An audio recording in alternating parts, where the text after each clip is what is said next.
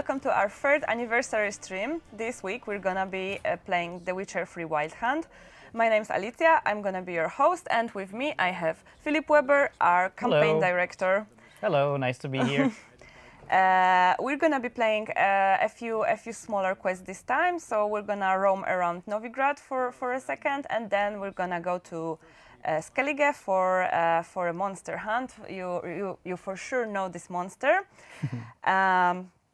As last week, we are not doing any reveals or announcement on this stream, but if you have any questions regarding The Witcher 3 or Philip's job, feel free to drop them in chat and we will try to answer those. Mm-hmm.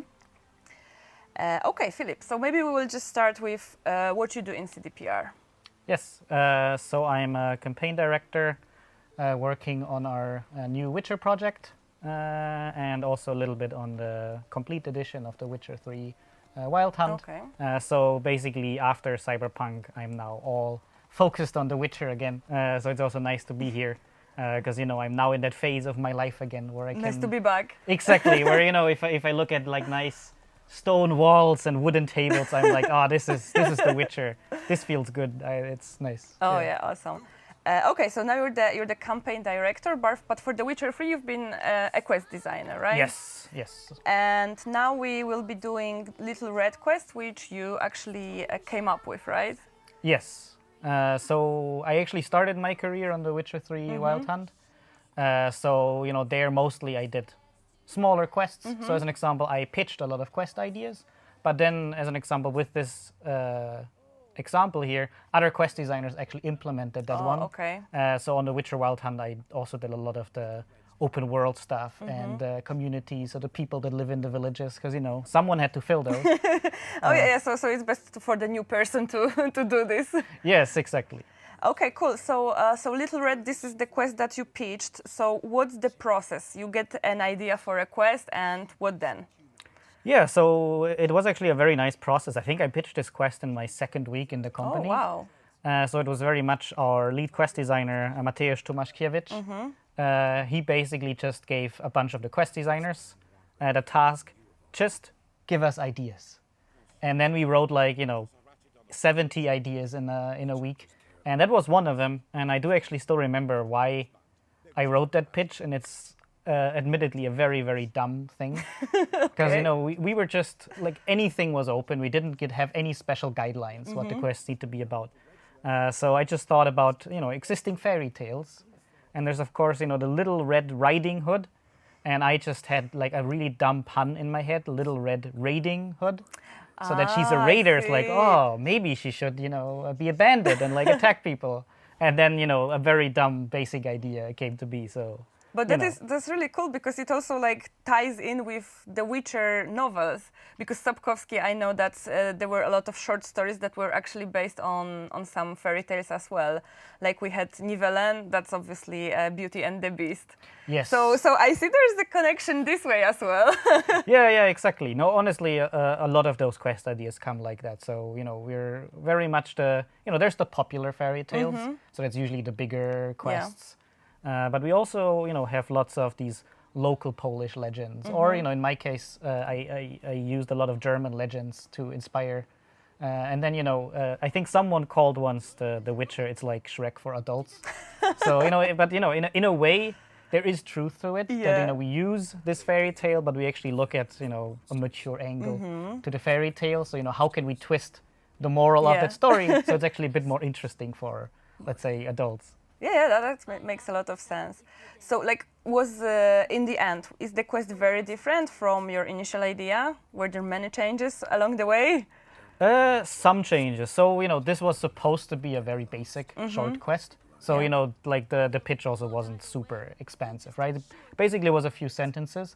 I do remember, and that was, let's say, a naive assumption I had because I didn't have a lot of experience. I think an original part of the quest was to actually train the villagers.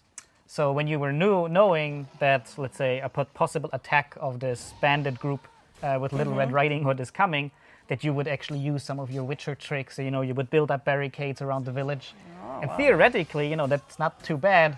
But it's also a quest where, let's say, you know, a quest designer had a few days to just do everything. So, you know, the budget wasn't isn't necessarily what I initially imagined. And so honestly, the version is there right now. I think it's really well done because, I can be honest, that wasn't one of my better pitches, like one of my best ideas. But the quest designer actually doing it in the end, I think did a really nice job out of that, basic. I mean, if it was one of your first ideas, then I would say that's pretty good. Yeah, that's true. Cool. So you said that you were just beginning when you joined for The Witcher 3. Yes. Was it at the beginning on the project, or was it advanced already? How did it feel to get into it? So I would say it was around the beginning of the middle. So I joined in the first half of 2013. So the game had already started, and I think we already had a first. Not public demo of the Legend quest that we're actually playing later. So on my first day in the company, I actually got to see that demo, and I got to sit in a dark room next to the Polish voice actor for Geralt. Wow. So I actually, got to meet him immediately and say hello. That's really nice. But it was still overall pretty early. So, a lot of the main parts for the main story actually weren't decided yet. And let's say the landscape was still very open.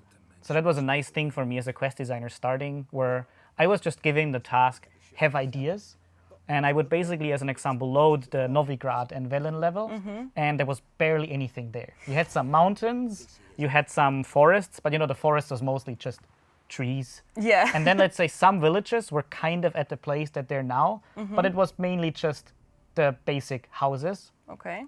But the nice thing about The Witcher is you just have a bit of grass, you have a few trees, and a village there, and you can kind of see the sun already rising at a nice angle, and it's already a lot to, let's say, inspire you. Yeah. So, even though when I joined the world was still super empty, I would often just fly around the camera and basically use that to inspire ideas. That's cool. Yeah. So you were told okay, you have a world here, it's empty, fill it. Yeah, pretty much. So that was actually also one new thing about The Witcher Wild Hunt, where, let's say, in comparison to Witcher 2, because I talked to Matti, so Mateusz Tomaszkiewicz, who was lead quest designer then, there was an idea that at the beginning we would fill the world as before with, our big main quests and then our big side quests. And for a while that was the plan, but actually pretty late, so in 2013, we noticed that we just need those small 2-minute quests to just fill the world with that. And that was actually then mainly given to junior quest designers. So like as an yourself? example, yes, exactly. Or I had a colleague called Danish Markiewicz. He was actually teaching me a lot, and he did, I think, the majority of all of those small quests, including all the most of the monster hunts. Okay. So he did a lot of work there, while a lot of the other quest designers, they also did those quests, but they then focused on, the big, meaty quests. And then even later, so I think in 2014, we actually had the idea that, oh damn, those quests still aren't enough to fill the world. Now let's do, some POI, so open world content. But it was already very, very late. Okay, so I guess that's where all those question marks come from. Yeah, so, I can admit freely I'm one of those people that actually put those question marks in the world.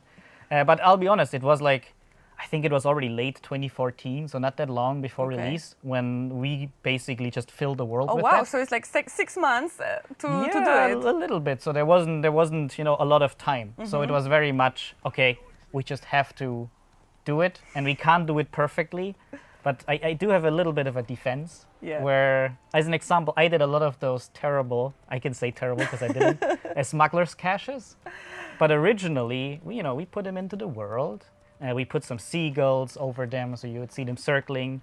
But it wasn't planned to actually have an icon on the map. Oh, okay. So, you would just randomly find one, or there's seagulls on the shore. I'm going to check there. Oh, it's nice, I found some loot.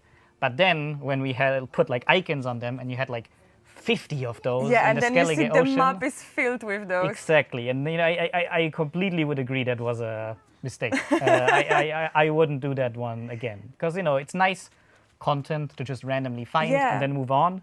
But if we put an icon on it, we're also kind of telling you as a player it's worth going there, right? But if we tell you, hey, it's worth just looting that same thing 50 times over in Skellige, it's not that great. Maybe. Plus, I guess like player feels better without having it on a map because they found it by themselves, right? Yeah, exactly. So you probably without the icons you wouldn't have found all of them, but you didn't need to. They were just some nice loot you find, Yeah. and if you find it randomly, you have your little success moment, and it's nice. And I think that's all that kind of content, at least in Witcher Wild Hunt, needed to be. Yeah. But so it was a learning experience for us. Okay, so we are now in Novigrad, and you said that you did a lot of open world stuff and communities around Novigrad as well. So Yes. what are some examples that you could tell us about? So honestly, it was mostly myself and another quest designer, Sarah Grümmer, also from Germany. We basically filled the world with crowds. So let's say, all those crowds you see in the streets of Novigrad or in the villages, we usually did. So for the villages, we got to do it very detailed. So we would say everyone has their own bed. They wake up in the morning, they eat some breakfast, they go to work. In the evening, they eat dinner with their people and they go to bed again. So we kind of made this task fun for ourselves by telling these little stories even with the amazing. crowds. And usually we did like exchanges where I do one village, Sarah does another village. And Novigrad we exchanged. Where basically I think I did the harbor, I did the Temple Island, I did the rich district, and Sarah did what you can see here, the poor district. So all the people just walking around here. And But this was also done in a really short amount of time. So with those villages, you said that all of the people have their like own cycle. With Novigrad, how does it work? Is it the same or? A little bit. So there are a few houses in Novigrad, especially if you actually walk through the harbor. There's actually a few houses you can enter and they have like beds and so on. So those people have it. But Novigrad, the fact of the matter was there's thousands of people actually there. And we didn't want to open thousands of houses because we just couldn't do enough content. So this is why we also didn't have those beautiful day and night cycles. Because that's also one thing. If you have a city in a game that has 50 people, you can do this nice, everyone has their own bed and they go for dinner. But in Novigrad, we just wanted to put thousands of people there. So there we just gave up on that idea. I can imagine that would be a lot trickier. I would say we did it almost everywhere else. So you can follow those people usually. Nice. So do you have like your favorite mini story of like a completely random NPC, or like maybe your favorite NPC that you created a story for in your head, maybe even? So I do remember a few nice ones on Skellige I did. So there's one guy on Hindarsfjall, I think, who I made it so it's not the deepest quest story, but I made it so his wife yells at him and complains a lot. So in the middle of the night, he usually gets up and he goes to his outhouse and he just reads a book. Or I think in Arinbjorn village, I have there's a family of a hunter and his wife. And so in the Witcher Wild Hunt, we had voice sets that basically determines what kind of voice or what actor plays these NPCs. And we had one actor who basically did a voice where he can't speak. He just made noises. So I actually assigned a woman who did that and a man who did that. So they have a really nice family life together. They eat together. The man goes hunting with his dog at daytime. But when you talk to them, they're just gonna make like. So all of those things are maybe not the deepest thing. But we also tried to tell these little nice But things. that's super interesting, and like I guess if you are trying to just play the main story in the game, you won't really experience all of that. But if you pay very close attention, you can see those little details, and that's actually what makes the world what it is. Yeah, exactly. Like they shouldn't actually ask for too much attention, right? Because when you want to follow the story and you run around, like you're playing a quest like that, one guy in the crowd shouldn't now run up to you and wave or do too fancy things so you wouldn't, you would be distracted. But sometimes we do these nice little things. So I know there's a guy in Novigrad on top of a building that I think at 1 p.m. in the afternoon, he just sometimes pees on other people that are below him, I think. That's nice. That's a really cool Easter eggs. Yeah. I guess. Okay, so we actually got one question from the chat, which kind of fits with our previous conversation about all those question marks. So the question is, did you also design the map along with designing the quests? Did you put the quests in their places, or is it decided by someone else? So let's say designing the map itself, we didn't do. So this is very much the the environment art team and the level design team. They very much designed how the world works. Because it was very important for us to just have a very natural world. So that's why, as an example, you see Novigrad is surrounded by fields. Because you have to think, okay, how does the city feed itself? They probably need a harbor. They need food, and in villages of Skellige, if you actually look at it, you can always see what is, as an example, their source of water. So that was the first step. Makes that all sense. of those things were placed very naturally. And then often it was very much, oh, hey, come up with an idea for that village. And then it was a little bit of, coming up with that together. So, maybe the village was already there, but then the story that you tell in that village then changed, of course, how that village looks like or how it works. But generally, quest designers wouldn't now, let's say, build a part of that village, of or course. or you say, oh, move the village here. We only did that for, let's say, a big main quest. If a big main quest, as an example, needs a new whole village, then we would create Okay. it. But generally, let's say, quest locations, so let's say a dungeon or specific buildings, houses, those we would usually ask to, put somewhere. Okay, so but we if you- always if- do that together. So first it's usually like the location, and then you put some quest in it. Yeah, so it depends. So I think for those small quests, it was this way around. Yeah. And for the main quests, it actually was the other way around. Okay. Where basically we said, we need this kind of content, so please, let's find an area for it. But of course, if someone does main quests in Novigrad, they usually found where there's a good place to put their things without necessarily someone saying, oh, I need a whole new district for my quest. Wow. Okay. So how about the story? You said that sometimes you pitch those like smaller quests, but we also have writers who like take Yes. care of the entire story of the game. So how does cooperation with them look? So it's actually a bit of a mix. So as an example, when it comes to the main story, they're often the outline. So the important where you really know we go from A to B to C, that is actually created by the writing team. And then it's usually not even that long because we work out those details in quests. Okay. And then we start the, let's say, quest design process where the story is just cut into quests. And often those quests don't have, that much detail, right? It's often usually just, hey, this is where you start. You need to get this thing in the end. And maybe, we want to talk about this theme, or we have this character from the story that should appear there. But then usually a quest designer and a writer are put into a team. And on Cyberpunk, we actually made those teams bigger. So as an example, cinematic designers were also really early involved. And then basically together, a quest design is written, which is kind of like a screenplay for the whole quest, including the gameplay and all the actions that you take. So theoretically, if you read that quest design that's written by a writer, quest designer, cinematic designer, kind of together, you can, in your head, imagine how the whole quest plays. Awesome. Wow. Yeah. So exactly like a play. And those small quests usually were, let's say, pitched as a mix. Like sometimes they came from writers, sometimes they came from quest designers. Okay. So we don't have, those super strict rules that only one team gets to do this. I guess if someone has a good idea, then why not use it? Exactly. Yeah. And the truth is, I think in Witcher Wild Hunt, later on I did more, bigger quests. But in Witcher Wild Hunt, there's like 15 quests where I wrote the pitch in the game, but I wrote like 100 ideas. So, you can imagine a lot of those were probably not very good. But this is also, a lot of people, we just like write many ideas. Yeah. So I think that's also one of those things that people often actually don't imagine. Because often people say, oh, but I have this idea for a quest.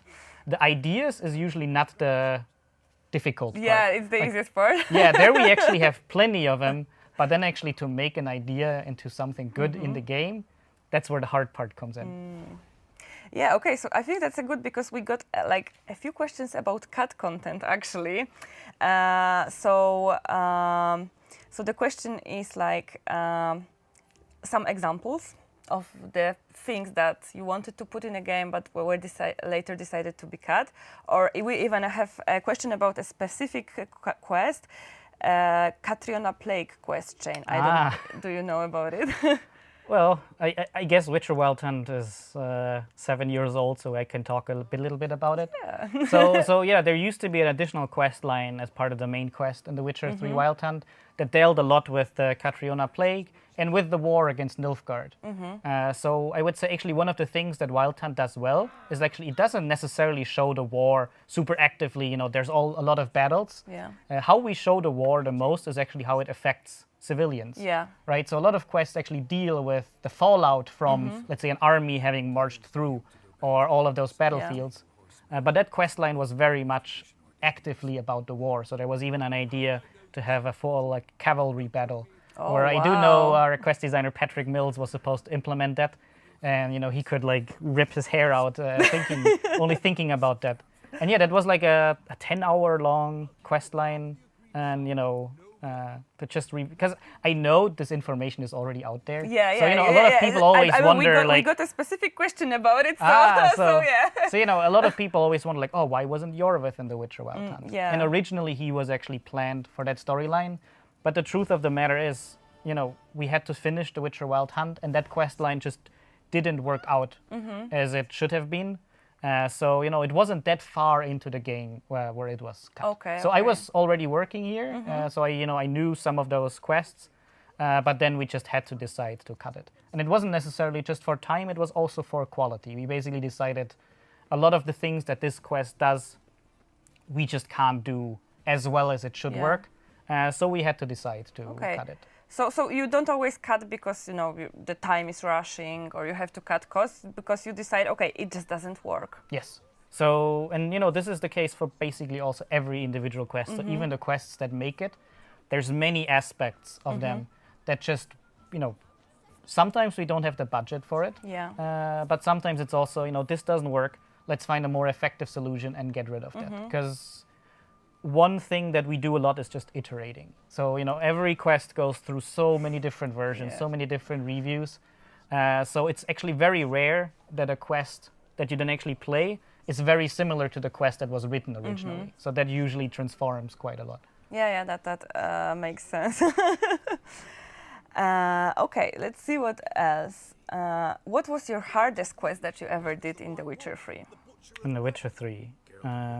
Well, if I can include Blood and Wine, then the hardest was definitely the tournament quest. With Guillaume and Vivienne, where I kind of had to simulate also a night tournament. So I did a lot of things in that quest that let's say our tools for The Witcher weren't made for. So I actually had to find a lot of solutions. So originally I even wanted to have a joust in that quest. And I think I managed once to have a prototype of using our crossbow mode, where you hold the crossbow, but to put a big lance on it so you can hold it like this. But that was one of these cases where quality-wise it was just like, I don't think this is coming together. Let's just do something else. But that one was definitely very tricky. But honestly, it's followed by the Fairy Tale Land in Blood and Wine. That was also a very... I love this place. Yeah, that was a very custom quest. And that quest actually exists because of cut content. So originally, we used to have another quest there that was basically deemed too tricky to do, too expensive. We wanted to go a little bit into Brokilon and have druids there. Because, if you play Blood and Wine, you can see actually the edge of Brokilon is at the edge of the map. But we basically said, I think this is too difficult to do it. And we have to do lots of assets, these trees and all of that. Let's do something that's more reasonable. And then we did the Fairy Tale Land, which probably was way more expensive in the end. So, it doesn't always work to change things because of that. Yeah, but it was really, really cool. So probably worth it. Okay, so I can see that we are still in Novigrad, and I was actually wanted to ask you, what is your favorite thing about Novigrad? Is there something that you particularly like about the city?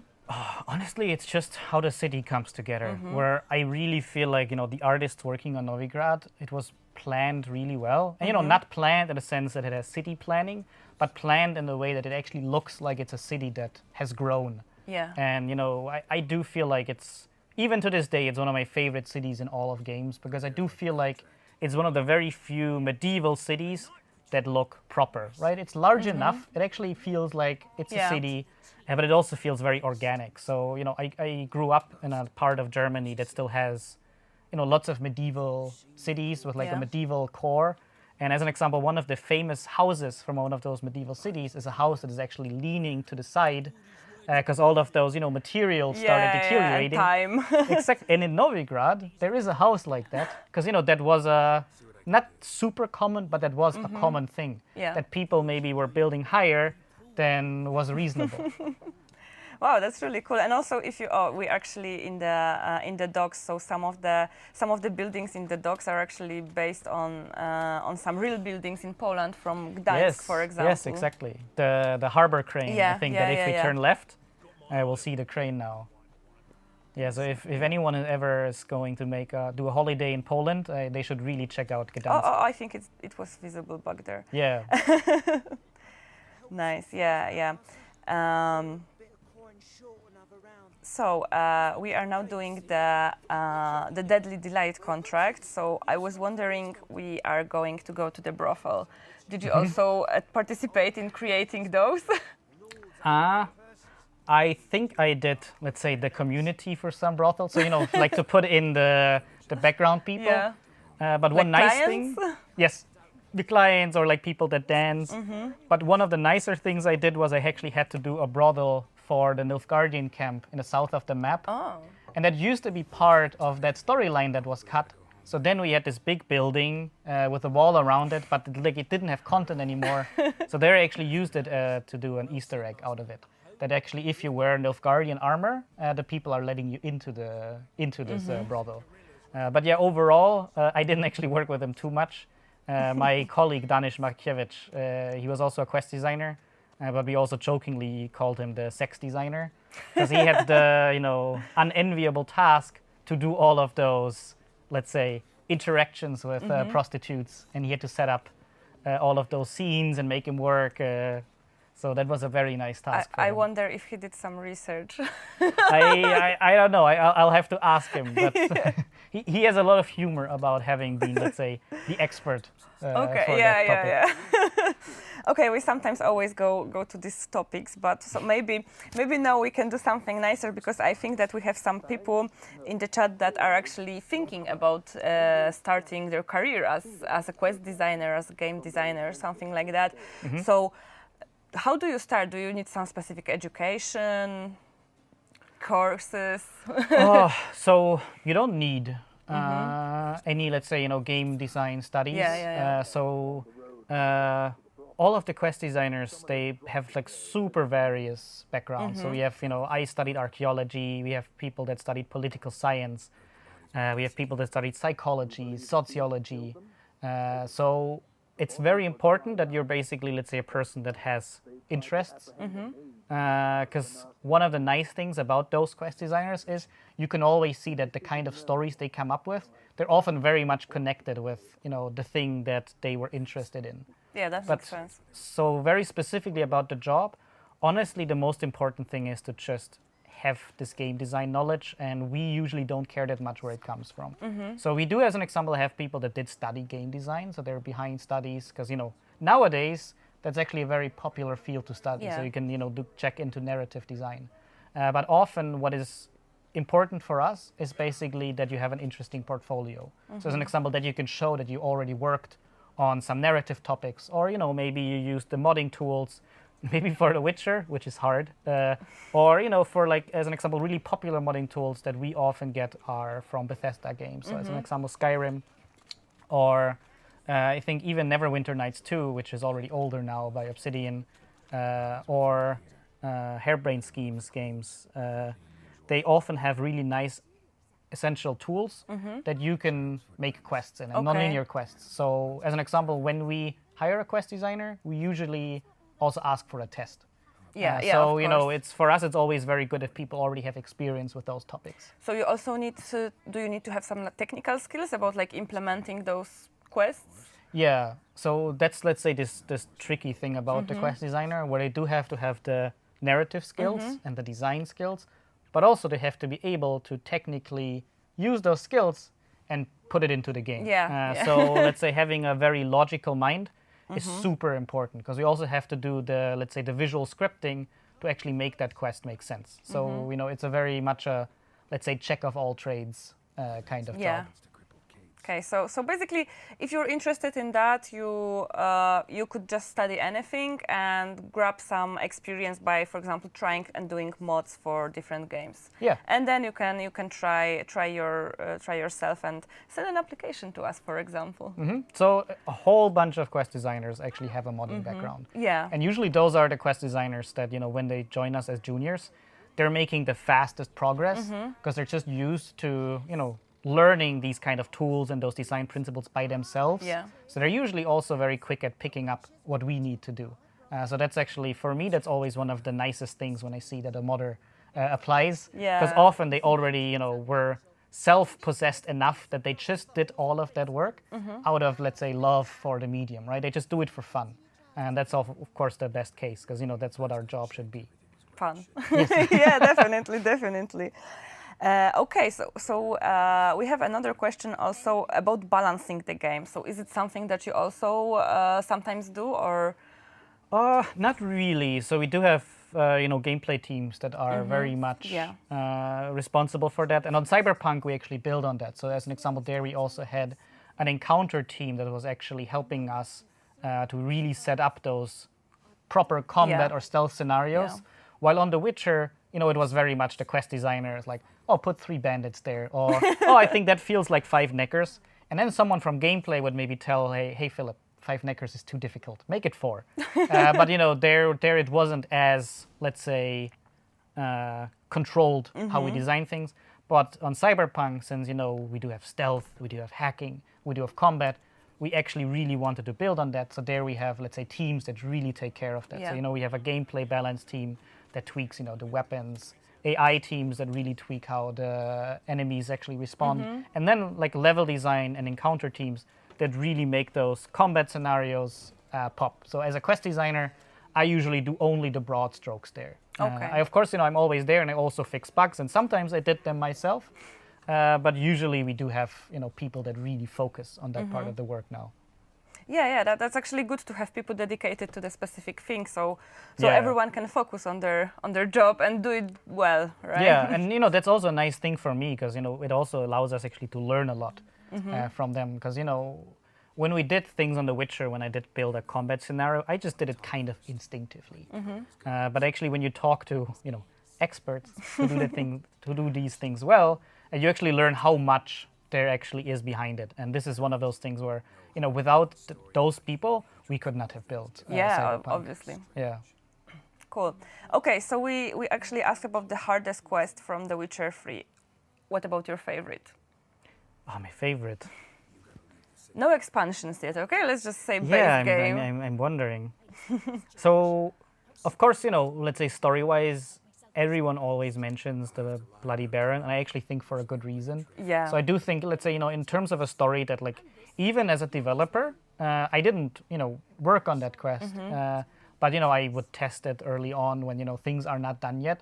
And usually when you test a quest early, you know, you don't really get emotionally invested because there's no music, there's no proper acting, there's no voice acting. So it's very early, but you could always tell that with this quest, that there's something behind it, and you would never know, you know, or will it work out in the end when everything comes together? And then it just came together so well that the people working on that quest, they were basically just firing on all cylinders.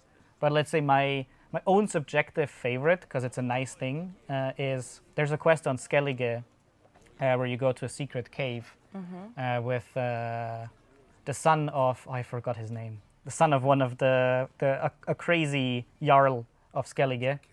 I forgot his name right now. But basically, it's the Cave of Dreams. Okay. And it's a quest where you just go with a bunch of, let's say, Skellige warriors into a cave to explore it. And you start to have visions. So, you know, you have a nice flying whale there. And Geralt goes through a few topics from the game as well. But it's, for me as a quest designer, it's a nice example of a quest that just comes as a surprise. Because it's not a quest that you usually just, you know, you find on the map. You actually play a very standard, normal monster hunt in Skellige, where you have to go to a lighthouse and defeat a ghost. And then when you actually get back to, get your reward, that whole new big quest line actually starts because you get into a fight and then you're thrown into prison.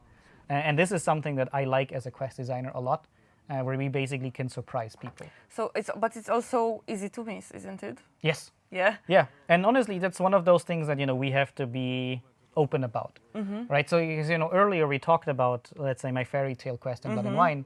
That's an optional quest that if you make another decision in the game, you can miss that one. But as a quest designer, that's often actually one of the nicest things, because for the people that actually then play that stuff, it's very special. Oh, yeah. And also, and this is, let's say, a big, game design structural thing, if we do establish to the player that sometimes if you just play a normal monster hunt, suddenly a whole new quest line pops up, that automatically makes all other monster hunts more meaningful. Yeah. Because you can always imagine, oh, but maybe there is something. Of course, and it's also on us to actually offer that. But for me, that's always one of the worst things. When I play a game and there's a quest and I already know, oh, this quest is this type of content and I'm getting exactly that and then it's over. I like to have that sense of discovery and surprise. And this is why, for me subjectively, that quest is always a really nice example of that. Yeah, that sounds really nice. Also, there's like a replayability issue because, like, if you hear from someone about this amazing quest that they found in Skellige and you missed it on your playthrough, then you're like, oh no, I have to play again, right? For example, I had this with this pan quest with the frying pan. I didn't play it, so now I obviously have to replay the game to do it, right? Yeah, and I like those. So this is why we sometimes make those also mutually exclusive quests. That sometimes it's not possible to play every quest in the game. So you actually do have to replay it if you want to see it. That's true. Okay, so another question that we got from the chat is about the location. Your favorite location from The Witcher 3? My favorite location? Oh, there are so many. Yeah, that's a hard one. Maybe my favorite location is the Hangman's Tree in Velen, because this is where I always fly to just play with our environment tools and, set like the perfect sunset or the perfect sunrise. And, it's like a nice center of the map. And for me, this is a very nicely designed point to start your journey after the prologue of the game, right? You have that Hangman's Tree that, it says a lot about the kind of world you're in with The Witcher. But you just have this view, and this is this experience. If you turn around, you can see the temple quarter of Novigrad. You see the big tower in the distance, but also in front of you, you have a little village there. You already see Baron's castle in the distance. So for me, it's always this nice moment where I played the prologue, and it was a small open world, but it was still small. And now suddenly there's all this opportunity. So many possibilities. Exactly. Yeah. And it's a similar thing that Bethesda does with the Fallout games, where after you leave the shelter and then suddenly there's the world in front of you. Or with Skyrim, after you're done with Helgen, suddenly now there's this big view on the world where you see all those places to go. And this is also why I like the Hangman's Tree, because it kind of signifies that opportunity. Now I can just go wherever I want. Yeah, that's a very, very nice choice, actually. Okay, so do you know who's the mastermind that came up with Gwen? Oh, I think that was a complicated story. So I do know. We had what the dice poker that we had exactly. with The Witcher 1. Yeah, and then in Witcher 2 we had arm wrestling. Yeah. We still had dice poker. And we actually had a few others that actually are in the files that were never finished. Oh. And they're actually, that's the nice thing about the Witcher 3 tools. They were based on the Witcher 2 tools. So in a quest, I could still start the arm wrestling game. It would just crash the game because it's not there anymore. Close enough. But basically, there was the task to make a new mini game, and I do think it was a longer process where I think Damien Monnier and Rafał Jaki, Jason Slama. So they were often like that team where they basically had to come up with that mini game. And I do think they were a bit in a race against time where, it was very much, hey, you either give us something good right now or we won't have enough time anymore. Yeah. So I think that was, let's say, this pressure cooker that actually got the really good idea. Yeah. Yeah, I think in the end it went really well. People love Gwent. Either it's in The Witcher 3 or the standalone one. Yeah. Did you actually play Gwent while playing The Witcher 3 or? Skipped it. So I was always very happy as a quest designer when a card was made from, let's say, a quest that I did. Okay. So, but I have to be honest, I'm not a big card game guy. I did play early versions of the multiplayer version of Gwent, that where we did internal tests, and it was still very much the Witcher 3 rule set. Yeah. And then I just played it with other quest designers in multiplayer. And then later I played Thronebreaker, of course. Yeah. And I really, really love Thronebreaker. And that's, Oh, you know, yes. it's, for me, that was always one thing that speaks about how good Thronebreaker was, that even as someone who's, you know, not that much into card games generally, I had fun playing Thronebreaker. So, you know, the Gwent rules were used in a very interesting way, where it wasn't just those battles, but sometimes you had these cool Puzzles, challenges, right? yeah. Where I think like rocks are falling from a mountain. So you have to use your Gwent cards to destroy those, let's say, rock cards that are coming towards you.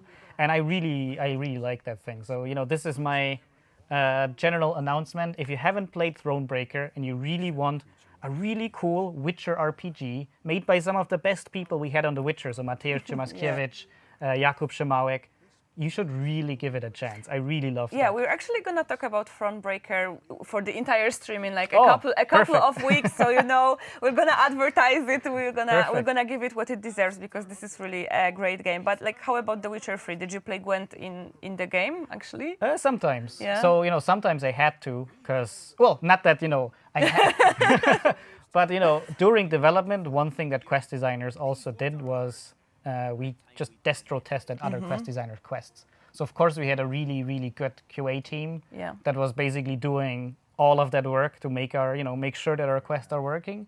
But towards the end of development, we also try to actually have quest designers essentially break other quest designers' quests, because usually we knew our own weaknesses. So I played some of those quests over and over and over again, and one of them was also, you know, the Gwent storyline with, you know, getting all of those cards. So this is probably why later on I didn't play as much Gwent anymore. Because like a during trauma. development, yeah. Did you? Okay, but I was getting to the question that was actually asked. What's your favorite faction then? Do you even have a favorite faction?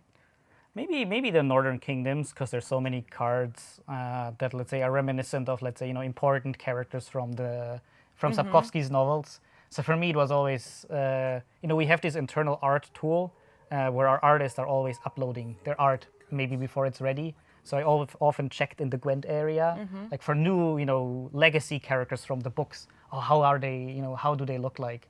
As an example of Borg 3 Jackdaws from the books. Yeah. When he got his card, I was very like, ooh, this is so nice. Yeah, I actually did the same. Yeah, or, you know, I worked on a bug fix for the Witcher 3 Wild Hunt where the cow demon, the Bovine Defense Force Initiative, starts killing you as a player if you kill too many cows. Yeah. And a bunch of people were involved there. So I think our quest designer, Stephen Rhodes, actually came up with the name Bovine Defense Force Initiative. But, you know, even that one was made into a Gwent card. So that was... So, if I have a favorite Gwent card, it's definitely also that one. Nice. Yeah. Okay, now a little more serious. Do you remember this moment where the game, while working on it, it stopped being like the design and code, and it actually like took life of its own? How did it feel when that happened? So during development. Yeah, where there's like this moment. Okay, now first we're just designing it, and finally you see that it is actually a game. I think it's often when the music comes in. So let's say, you know, our composers, they have that magical ability that, you know, they do their own thing. They, of course, you know, they talk to other people. So, you know, as an example, as a quest designer, I can talk to them about the mood of a scene and what they do. But then, you know, they return to their area and they make music. And then suddenly, and that's that magical thing that they do, when the music is just put into the game, it just gets so much better. Wow. Right? So, you know, sometimes you have an emotional scene and even, you know, there's the voice acting that comes in, which does a lot, but you're still not sure, does this really work? And then you hear the music and suddenly, you know, like, this makes it perfect. Yeah, and it's like, let's say, I'm very envious of that ability that they can just, you know, with their part of the game, they can just suddenly make everything better. And I think that was a case for The Witcher Wild Hunt, where once we actually got music into those meaningful scenes, it suddenly felt like, this is actually a video game. And, you know, like like even as someone who knew all of those stories, I still was able to feel immersed, right? I still got the emotion of those scenes. So for me, it was actually that moment. And honestly, that's the case for every game. So, it was similar for Cyberpunk. That actually made a huge difference. This is a really cool, because I know that some people don't really, focus on the music that much, but probably if you showed them the game without it and then with it, it makes such a big difference. Even if you don't notice it, you notice it subconsciously. Yeah, and even right now, there's not a lot of music there, right? Because you also have to know how to use it, right? If your music blares all the time, it loses its effect. But you have a little bit in the background, and it creates this mood of the creepy forest, and it doesn't have to do a lot. But without it, maybe there would be something missing. Yeah, I remember, like, if I watch a movie, because they sometimes actually in the movies or TV shows, they do it specifically that they don't put music in the scene. That this is like, that's what they do. You immediately notice that there's no music. Where's the music? Yeah, and that can also actually be a powerful tool. Yeah, of course. But, as an example, also, when you write the story in the characters, it's sometimes crazy how well music can explain that. So as an example, for Wild Hunt, I think the main theme called Geralt of Rivia, if I listen to that piece, and I have in mind the arc that Geralt goes through in that game, right? And let's say those emotional highs and lows of the game and the places you go to, for me, I can hear all of that in that song. Like, when suddenly the, like, I forgot what, like not windpipes? When suddenly the bagpipes, a lot of different instruments. Yes, yeah. When suddenly the bagpipes come in, there's like you know that like, oh, Geralt has arrived on Skellige, and now like the big things are happening. And it's similar for Hearts of Stone, where every time I hear a hurdy-gurdy instrument now, I think of Gaunter O'Dim and all of these things. And then we of course have la la la. Yes. And that pushes you, right? It's really good. Yeah. You know that something is gonna go down. Exactly. Nice. Okay, so we are actually. I haven't noticed. Did we already kill the Leshen? No, not yet. Good. So now we're going to kill the Leshen. But do you have any favorite monster in The Witcher 3? Probably it's the Leshen. Yeah. Because it's one of those monsters where you can really feel this, let's say, connection to the people. And this quest is actually a perfect example. That's the very first quest of The Witcher Wild Hunt that I ever got to see. Because it was one of the first quests that was actually just built for the game for, this is how a really cool monster hunt should work in The Witcher Wild Hunt. So that was also a bit of a test case, right? How do we build quests?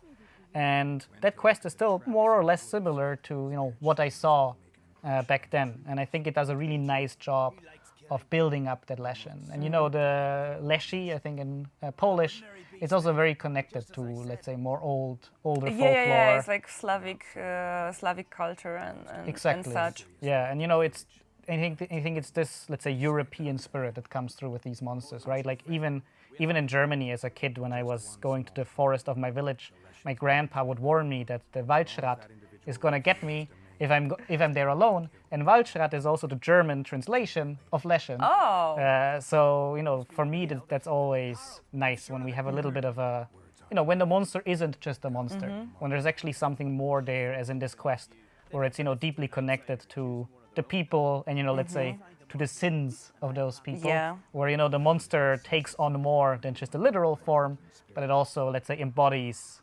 let's say, a certain theme that we want to transport. And I think there's, this quest is more or less the monster hunt of the game. It's like very clear. It's, very self-contained, but it does a lot of those things that we usually want a good quest to do well. So actually you're talking about that, like, this is the best example of the monster hunt. Is there actually some structure that you follow while designing the monster hunts, or it's just your imagination? So there is a few things that usually Monster Hunt should have, but we're not following a very specific structure. Okay. And it's also a decision that actually our lead quest designer, Matti, actually kind of actively took, where if we would follow a structure too much, then also like those Monster Hunts would probably feel too samey very quickly. But usually it was always very much, usually they should be on a notice board, because, that's also one of those big parts of the Witcher fantasy. But then also we always should have a proper investigation of it. And then usually, and that was, let's say, a story rule, there should be some twist to it, right? It can't just be there's a monster, kill it, get your Okay. money, the end. Usually there should be, let's say, a surprise there, or a twist, or some moral that's, let's say, a bit more tricky. And as a quest designer, that's usually the fun part, because then usually you want to actually combine the monster with that and have it say a little bit more. But the truth of the matter is, in Witcher Wild Hunt, not every monster hunt is that deep, because we just did many of them. Of course, yeah. But at least all of them, they have this, let's say, core level of, it shouldn't just be something you do and you forget and you move on. There always has to be a little bit of something, right? Like let's say a golden nugget of like some clever thing or some idea.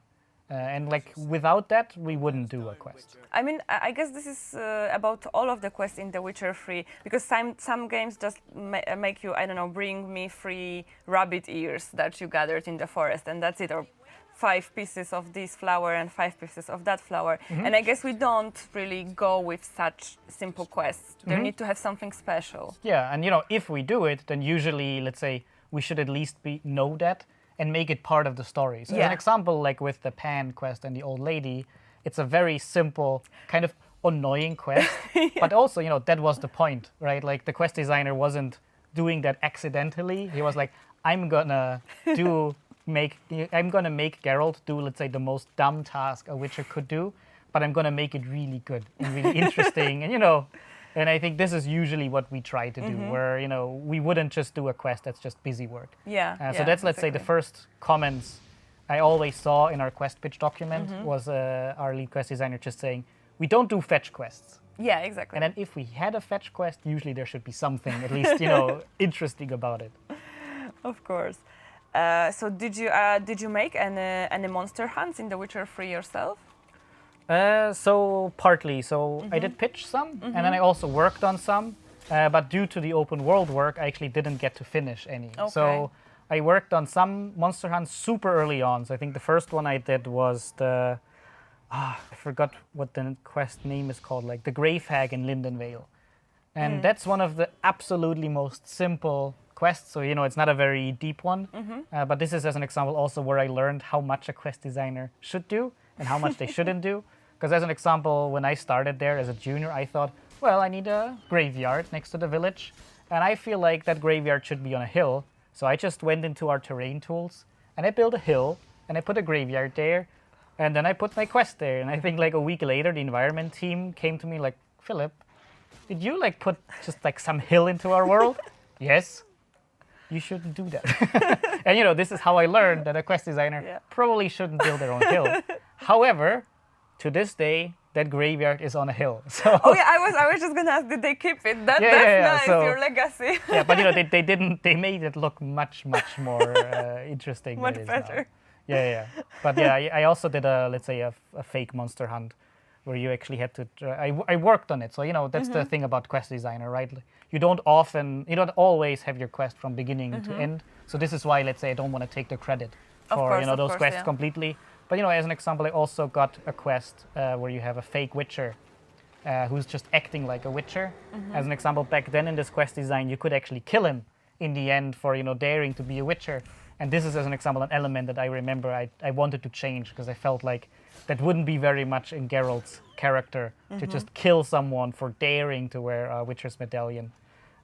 So yeah, I worked a little bit on that. But honestly, I think most of the smaller monster hunts were done by Danish Markiewicz. So he did just a ton of them. Wow, he's like he's like that hidden person who did like so many quests in that game, like many of the smaller ones. And I think this one in particular, I think Joanna Radomska, I do know, worked on it. But that's also the thing. More people were very likely involved, because it was such an early monster hunt that probably a bunch of quest designers, try to come together and build it together. Nice. Okay, so we actually have a question regarding, do you know if there are any secrets left in The Witcher 3? Like, I remember a few months ago, one has been found actually in Skellige, where the bird lady from Blood and Wine was dying, right? Yeah, that was actually what it was, my Easter egg. Oh, really? I was always trying to put a lot of them into the game. The problem was that Easter egg is kind of it's not working very well. So I actually tried to fix that now for the complete edition.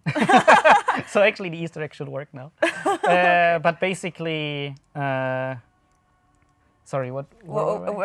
Are there any secrets Yes. in The Witcher 3 So I left? do know one that's left, and it's actually a meaningful one. So it's actually wow. telling us about a character, and it's been always in the game, and it actually has pretty big story implications.